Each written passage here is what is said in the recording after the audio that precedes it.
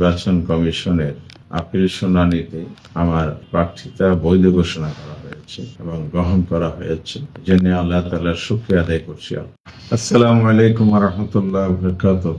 সম্মানিত দেশবাসী এবং আমার নির্বাচনী এলাকা কক্সবাজার মহেশখালী কুতুবদিয়ার জনসাধারণ, আপনারা সকলেই জানেন বাংলাদেশে 5ই আগস্ট 24 সালের রক্তাক্ত গণঅভ্যুত্থানোত্তর একটি নির্বাচন হতে যাচ্ছে। নির্বাচন কমিশন 12ই ফেব্রুয়ারি 2026 ভোট গ্রহণের দিন নির্ধারণ করেছে।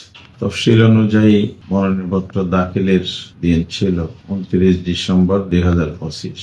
মনোনয়নপত্র বাছাই যাচাই করার জন্য আমার কক্সবাজার 2 আসনের তারিখ ছিল 2 জানুয়ারি। রিটার্নিং অফিসারের কার্যালয়ে সেদিন যাচাই বাছাইয়ের এক পর্যায়ে আমার মনোনয়নপত্র গ্রহণ হয়নি, বাতিল ঘোষণা করেছিল রিটার্নিং অফিসার। আমরা তখন তাৎক্ষণিক পত্রিকায় বলেছিলাম যে অন্যায়ভাবে করা হয়েছিল, আমার প্রতি অবিচার করা হয়েছে। সে প্রেক্ষিতে তফসিল অনুযায়ী আমি 5 তারিখ নির্বাচন কমিশনে আপিল দাখিল।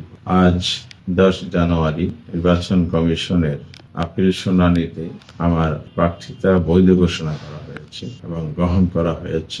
জন্য আল্লাহ তাআলার শুকরিয়া আদায় করছি।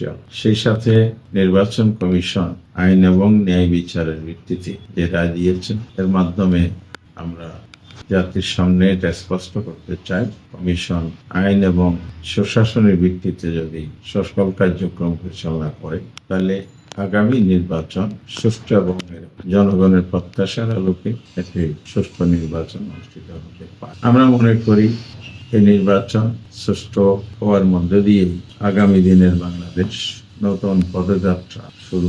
আমরা আজকে যে রায়টা পেয়েছি, এটার মধ্যে দিয়ে সত্যের বিজয় হয়েছে এবং ন্যায় বিচারের বিজয় হয়েছে, জনাকাঙ্ক্ষার বিজয় হয়েছে। আল্লাহ তাআলার সাহায্য এবং রহমতের পিছনে ছিল আমাদের আইনজীবীগণ দক্ষতার সাথে অক্লান্ত পরিশ্রম করে আইনি ব্যাখ্যায় কমিশনকে সন্তুষ্ট করতে সক্ষম হয়েছে, যার প্রেক্ষিতে এই রায় এসেছে। এই জন্য আমি আইনজীবীদেরকে আন্তরিকভাবে ধন্যবাদ জানাচ্ছি, তার সাথে যারা সহায়তা করেছেন তাদের। দেশবাসী এবং আমার এলাকার ভোটার ও জনগণ যারা দোয়া করেছেন, যাদের মধ্যে উদ্বিগ্নতা কাজ করেছে, দফায় দফায় অনেকে উদ্বিগ্নতা আমাকে জানিয়েছেন, তাদের এই দোয়া, তাদের আন্তরিকতা, ভালোবাসা, এই জন্য আমি ভোটার এবং জনগণের প্রতিও কৃতজ্ঞতা জানাচ্ছি।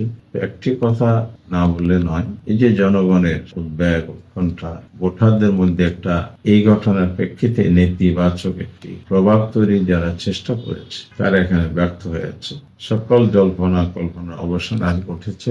এজন্যই আমাদের আজকে নির্বাচনের মাঠে কাজ করার ক্ষেত্রে কোনো বাধা রইল না।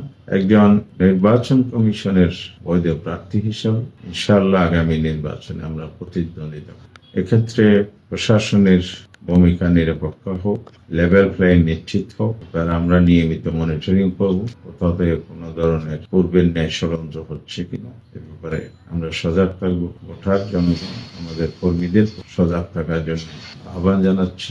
সেই সাথে আপনাদেরকে আমি বিশেষ আমাদের যারা নির্বাচনী কাজে তৎপর আছেন, সবাই জনগণের কাছে আমাদের আহ্বান এই বার্তা পৌঁছিয়ে দেবেন এবং সকলেই অক্লান্ত পরিশ্রমের মধ্য দিয়ে ভোটারদের ভালোবাসা নিয়ে আল্লাহর সাহায্যের বদৌলতে আগামী যে বৃহত্তর বিজয়, চূড়ান্ত বিজয়কে নিশ্চিত করার জন্য তারা আকস্মিক সাহসী রাখবেন। গণতান্ত্রিক পন্থায় ধৈর্যের সাথে সকল কিছু মোকাবিলা করে আপনারা মাঠে ময়দানে তৎপরতা চালাবেন, এই প্রত্যাশা ব্যক্ত করছি। আর ভোটারদের কাছে আমি দোয়া চাই, ভালোবাসা চাই, সমর্থন চাই।